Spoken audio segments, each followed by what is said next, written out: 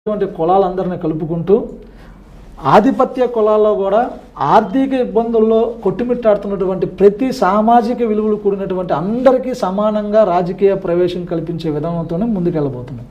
Okay, so ఎప్పుడెప్పుడు మీ note నుంచి విందామా పార్టీ పేరుని వెయిట్ చేస్తున్నాను. మొత్తం చెప్పారు, పార్టీ పేరు తప్ప. హిందుస్థానీ అవామ్ మోర్చా. హిందుస్థానీ అవామ్ మోర్చా ఫౌండర్ జితిన్ రామ్ మాంజీ. ఇప్పుడు ఈ పార్టీ జాతీయ అధ్యక్షుడిగా జితిన్ రామ్ మాంజీ గారి యొక్క కొడుకు జాతీయ ప్రెసిడెంట్గా ఓకే సంతోష్ సుమన్ మాంజీ, ఆయన జాతీయ అధ్యక్షుడిగా ప్రెసిడెంట్ బీహార్ ఐటీ మినిస్టర్ కూడా పనిచేస్తూ ఉన్నారు.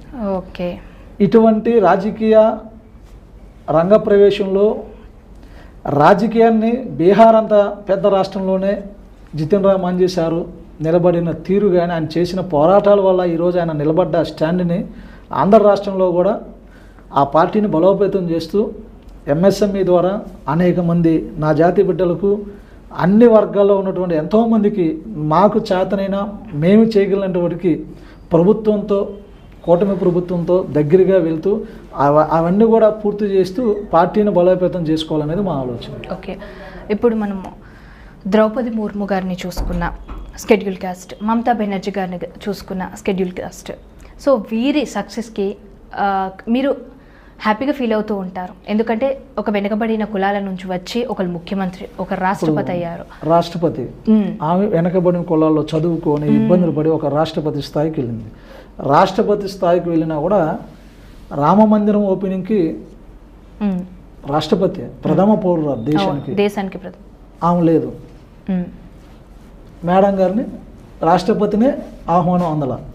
అలాగే మీరు ఇంతగా ఒక క్వశ్చన్ అడిగారండి, ఏంటంటే ఆహ్వానం అందలేదని మీరు ఎలా డిసైడ్ చేశారు? రాలేదు చెప్పింది కదా. ఓకే, రాలేదు, ఆహ్వానం అందలేదు. ఆహ్వానం అందితే వెళ్ళేవాళ్ళు, వెళ్ళలేదు. ఆహ్వానం అందలేదు, వెళ్ళలేదు. కాబట్టి మేమేమంటామంటే ఈ భారతదేశంలో సాక్షాత్తు ప్రధానమంత్రి కూతురు ఇందిరాగాంధీ గారిని సైతం గుడిలోకి రానికుండా అడ్డుకున్నటువంటి చరిత్ర మన దేశంలో ఉంది. అటువంటి ఇందిరాగాంధీ గారిని సైతం ఈ దేశాన్ని ప్రధానమంత్రి చేసినటువంటిది భారత రాజ్యాంగం. ఆ రాజ్యాంగాన్ని ఇచ్చింది డాక్టర్ బాబాసాహెబ్ అంబేద్కర్. ఎక్కడ ఉన్నటువంటి స్త్రీలు ఈరోజు దేశాన్ని పాలించే విధంగా తీసుకెళ్ళారు. 12 గంటలు పని దినాలు ఉన్నటువంటి స్త్రీలకి 8 గంటలు చేసి పసవి టైంలో కూడా వాళ్ళకి సెలవులు ప్రకటిస్తూ మగవాళ్ళతో సమానంగా తీర్చుకొచ్చి ఓటు అనేది దేశంలో ఉన్న ప్రతి ఒక్కరు 18 ఏళ్ళు నిండినటువంటి వ్యక్తులు ఎవరికైనా సరే ఓటు హక్కును కల్పించి అందరినీ తలరాతలు మార్చి ఈరోజు ముఖ్యమంత్రులుగా కానీ ప్రధానమంత్రులు కానీ అన్నిటికి కూడా ఆ ఓటు హక్కు ద్వారా మన రాత్రులు మనం మార్చుకోవడానికి అవకాశం కల్పించింది డాక్టర్ బాబాసాహెబ్ అంబేద్కర్. ఆయన వారసులుగా ఆ ఓటుని ఆంధ్ర రాష్ట్రంలో ఆ ఓటు విలువను తెలియజేస్తూ ఆ ఓటు ద్వారా మేము ఏం కోల్పోతున్నాము, ఓటును అమ్ముకోవడం వల్ల మేము ఏం కోల్పోతున్నాము, అమ్ముకోకుండా ఓటుని మనము రాజ్యాంగం ద్వారా ఇచ్చినటువంటి ఓటుని మనం వినియోగించుకుంటే మనం ఏం సాధించబోతాం అనేది నా జనాలకి చెప్పుకోవాల్సిన బాధ్యత మా అందరి మీద ఉంది. Okay, last and final question అండి. బేసిక్గా మనం ఉద్యమాలు చూస్తుంటాం, ఉద్యమాలు కాస్త నెమ్మదిగా రాజకీయాల వైపు అడుగులు వేస్తుంటాయి. ఎగ్జాంపుల్ మనకి తెలంగాణలో కేసీఆర్ గారు, ఈ టీఆర్ఎస్ అనేది ఒకప్పుడు పార్టీ కాదు ఉద్యమంగా స్థాపించి ఆ తర్వాత పార్టీగా రూపాంతరం చెంది రాజకీయాల్లోకి రావడం. సో ఆల్రెడీ తను సెంట్రల్ మినిస్టర్గా చేస్తూ ఈ ఉద్యమకారుడిగా స్టార్ట్ చేస్తూ మళ్ళీ సీఎం పీఠం ఎక్కడం ఇదంతా మనం చూస్తున్నాం. సో ఇక్కడ చూస్తున్నట్లయితే మీరు కూడా ఉద్యమం అని స్టార్ట్ చేసుకుంటూ వచ్చి ఇప్పుడు నెమ్మదిగా రాజకీయాల వైపు అడుగులు వేస్తున్నారు. అంటే మీ మెయిన్ మోటివ్ ఏంటి అసలు? మేము ఉద్యమకారులు అంటే నేను మొదలుపెట్టిందే ఎంఆర్పిఎస్ ఉద్యమం నుంచి బయటకు వచ్చినాం. ఏపీ ఎంఆర్పిఎస్ స్టార్ట్ చేసి వర్గీకరణ సమస్య పరిష్కారం వైపు వెళ్ళింది కాబట్టి రాజకీయం వైపు కూడా మేము ఉండాలి.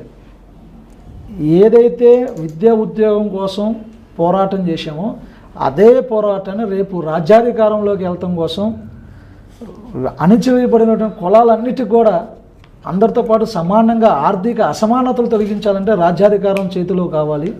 ఆ రాజ్యాధికారాన్ని చేతిలో కావాలంటే రాజకీయ పార్టీ కావాలి. అందులో నా కులానికి సంబంధించిన పార్టీ ఉంటే మంచిదనుకొని జితిన్ రామ్ మాంజీ గారి పార్టీలోకి వెళ్ళడం జరిగింది.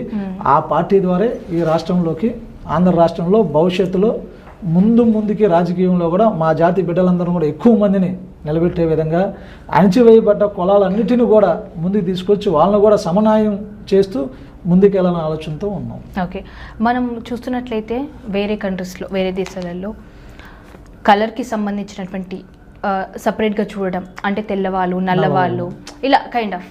మన ఇండియాలో చూస్తే కనుక ఇలా కమ్యూనిటీస్, అసలు చెప్పాలంటే అది అక్కడ పోయింది మొత్తం. నల్లవాళ్ళు, తెల్లవాళ్ళు అనేది మొత్తం ఆ జనరేషన్ అనేది మొత్తం ఆ ఎరానే పోయింది మనకి. బట్ మన ఇండియాలో మాత్రం ఇంకా క్యాస్ట్, ఎస్సీ, బీసీ, ఓసీ, అసలు ఇవన్నీ ఉండకుండా ఉంటే మాకు కూడా ఈక్వాలిటీ వచ్చేది అని ఎప్పుడైనా మీకు అనిపించిందా? ఏవన్నీ అంటే ఈ కమ్యూనిటీ సిస్టమే లేకపోతే, క్యాస్ట్ అనే సిస్టమే లేకపోతే అందరితో పాటు మేము కూడా ఈక్వల్ అని ఉంటుంది అనేది మీకు ఏమైనా అనిపించిందా? భారతదేశంలో సంపాదించినటువంటి సంపదలు జాతీయం చేసి, భూములు జాతీయం చేస్తే అసలు రిజర్వేషన్ వద్దు. ఓకే, దేశ సంపదను జాతీయం చేయాలి, భూములు జాతీయం చేస్తే రిజర్వేషన్ వద్దు. ఓకే, అందరూ సమానంగానే ఉంటాం కదా. మా దగ్గర డబ్బు లేదు, భూములు లేవు, సంపాదన లేదు, సంపద సృష్టించడానికి మా దగ్గర లేదు, మేము అన్ని రంగాల్లో మేము లేము. ఇప్పుడిప్పుడే కొంచెం కొంచెం వచ్చాం, అది రిజర్వేషన్ వల్ల వచ్చాం. రిజర్వేషన్ లేని ప్రాంతంలో మాకు ఎమ్మెల్యే టికెట్ ఇవ్వగలరా? మీరు అప్పటి నుంచి కూడా మాట్లాడుతున్న తిప్పి తిప్పి తిప్పి తిప్పి రాజకీయాల వైపు వస్తున్నారు. ఎమ్మెల్యే టికెట్, మంత్రి, ముఖ్యమంత్రి, ఇదే అంటే మీ మెయిన్ మోటివ్ ఇదే అనుకోవచ్చా?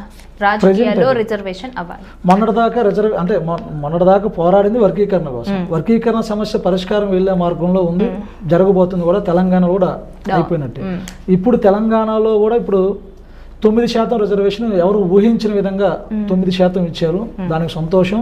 అలాగే భారతదేశంలోనే మొట్టమొదటి వ్యక్తి కూడా నిలబడిన వ్యక్తి రేవంత్ రెడ్డి గారే రుజువు చేసి చూపించారు. అలాగే చంద్రబాబు నాయుడు గారు గతంలో వర్గీకరణ చేసింది కూడా చంద్రబాబు నాయుడు గారే, ఇప్పుడు వర్గీకరణ చేస్తాన హామీ ఇచ్చి గెలిచింది కూడా చంద్రబాబు నాయుడే. తప్పకుండా చంద్రబాబు నాయుడు గారు చేస్తారు. చేసే క్రమంలో ఒకవేళ ఏవైనా వర్గీకరణ విషయంలో మాకు జిల్లాల వారీగా వర్గీకరణ చేస్తే చాలా తక్కువ మంది ఉన్నాము. అలాగే జిల్లాల పరంగా చూస్తే మాదిగలు అన్యాయం జరిగే అవకాశం ఉంటుంది. కాబట్టి గతంలో మాదిరిగానే రాష్ట్ర వ్యాప్తంగా వర్గీకరణ చేయాలనేటువంటి డిమాండ్ కూడా చంద్రబాబు నాయుడు గారికి తెలిసే విధంగా చేసి ఒక విజ్ఞప్తితో కూడుకున్నటువంటి వర్గీకరణ విషయంలో చంద్రబాబు నాయుడు గారికి తెలియజేస్తాం, రాష్ట్ర వ్యాప్తంగా వర్గీకరణ చేయాలని.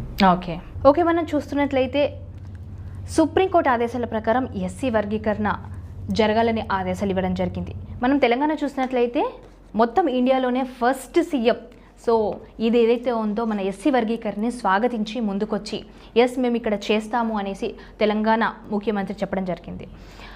మనం ఇక్కడ చూసినట్లయితే AP CM Chandrababu Naidu so మనకు ఏక్ సభా కమిషన్ అనేది ఏర్పాటు చేయడం జరిగింది. అది ఫిబ్రవరిలోనే రావాలి ఆ కమిషన్ సంబంధించినటువంటి రిజల్ట్, కానీ దానికి మార్చ్కి పెంచడం జరిగింది.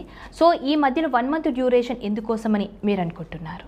సుప్రీంకోర్టు ఇచ్చినటువంటి తీర్పుకి 2 రాష్ట్రాల్లో కూడా ఏకసభ్య కమిషన్ నియమించడం, ఆ కమిషన్ రాష్ట్ర వ్యాప్తంగా ఉన్నటువంటి అన్ని కులాలని బహిరంగంగానే పిలిపించుకొని వాళ్ళ యొక్క గైడ్లైన్స్ తీసుకుంటూ కులాలను లెక్కిస్తూ మొత్తం టోటల్ ఏకసభ్యంగా ఒక రిపోర్ట్ తయారు చేసింది. ఇంకా కొంచెం పెండింగ్ ఉంది, ఇంకొక 4 రోజులు గడువు ఇవ్వమని చెప్పి ప్రభుత్వాన్ని కోరడం, ప్రభుత్వం కూడా మార్చి దాకా వాళ్ళకి టైం ఇవ్వడం, మార్చి 15, 16 దాకా.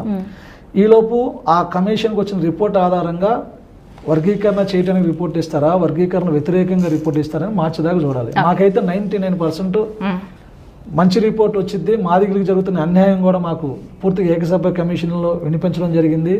అలాగే ఏకసభ్య కమిషన్ ద్వారా చంద్రబాబు నాయుడు గారు వర్గీకరణ చేస్తారనే నమ్మకం మాకుంది. అయితే వర్గీకరణ చేసే క్రమంలో గతంలో మాదిరిగా వర్గీకరణ చేస్తే లబ్ధి పొందుతాం, లేదంటే దాదాపు 26 జిల్లాల్లో ఎక్కువ జిల్లాల్లో మాదిగలు లబ్ధి చేకూరకుండా అన్యాయం జరిగే అవకాశాలు ఉంటాయి. అంటే ఇప్పుడు జిల్లాల వారీగా వర్గీకరిస్తే లబ్ధి చేకూరే అవకాశాలు ఉంటాయంటారా? జిల్లాల వారీగా వర్గీకరణ జరిగితే మాదిగలు నష్టపోయే అవకాశం ఉంటుంది. ఏ విధంగా అండి? ఇప్పుడు శ్రీకాకుళం కానీ, విజయనగరం కానీ, విశాఖపట్నం కానీ, అలాగే ఈస్ట్ గోదావరి కానీ, వెస్ట్ గోదావరి, ఈ 5 చూసుకుంటే శ్రీకాకుళంలో 60,000, 50,000 అలా ఉంటాం. 1,00,000 మంది బిలో ఉంటాం. 70,000, 80,000 శ్రీకాకుళం, విజయనగరం, విశాఖపట్నం ఒక్కొక్క జిల్లాలో. అక్కడ మా సోదరులు మాకంటే దాదాపు ఇంకొక 25% ఎక్స్ట్రా ఉన్నారు అక్కడ. ఓకే.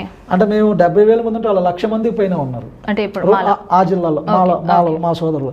అలాగా అటువైపు నుంచి వస్తే వాళ్ళు ఎక్కువగా ఉన్నప్పుడు అక్కడ మేము ఉద్యోగాలు పొందడంలో చాలా వెనుకబాటుతనానికి గురవుతాం జిల్లాల వరకు. అలాంటి జిల్లాలు చిత్తూరు కానీ తిరుపతి కానీ, ఉమ్మడి చిత్తూరు జిల్లాలో అలాగే ఉన్నాం, అలాగే నెల్లూరు జిల్లాలో కూడా తేడా ఉన్నాం. ఒక అనంతపురం జిల్లా, ఒక కర్నూలు, ఒక అనంతపురం, కడపలో మాదిగలు ఎక్కువ చెందుతూ ఉన్నాం. ప్రకాశం జిల్లా కూడా ఇంచుమించు ఇద్దరు పోటాపోటీగా ఉన్నాం. కృష్ణా జిల్లాలో ఉన్నాం, గుంటూరులో ఉన్నాం. ఈ మిగిలినటువంటి ప్రాంతాల్లో మా జాతి బిడ్డలు దేనికోసమైతే పోరాటం చేసి త్యాగాలు చేసామో ఆ త్యాగాల కోసం, ప్రాణత్యాగాలు చేసి వర్గీకరణ సాధన కోసం చేసినటువంటి పోరాటాలకి విజయం సాధించాలన్నా, మా జాతికి మేలు జరగాలన్నా రాష్ట్ర వ్యాప్తంగా వర్గీకరణ జరిగితే పూర్తి స్థాయిలో సమన్వయం జరిగే అవకాశాలు ఉంటాయి. Okay, thank you so much Raju గారు. మీరు అనుకున్నటువంటి ఆశయాలు, ఆశలు ఇవన్నీ కూడా నెరవేరాలి. సో మీరైతే ఏదైతే వర్గీకరణ కోసం ఇన్ని రోజులు మీరు ఉద్యమం చేశారో ఆ కళ త్వరలో నెరవేరబోతోంది. మీరు అనుకున్నట్టుగానే ఒక మంచి పదంలో ఈ 59 మంది ఎవరైతే మనకు స్కెడ్యూల్ కాస్ట్ కింద మనం కన్సిడర్ చేయబడ్డారో వాళ్ళందరికీ కూడా బాగా జరగాలని మనస్ఫూర్తిగా కోరుకుంటున్నాను. థ్యాంక్ యూ అండి. ఈ వీడియో కనుక మీకు నచ్చినట్లయితే like, share and subscribe to fast news.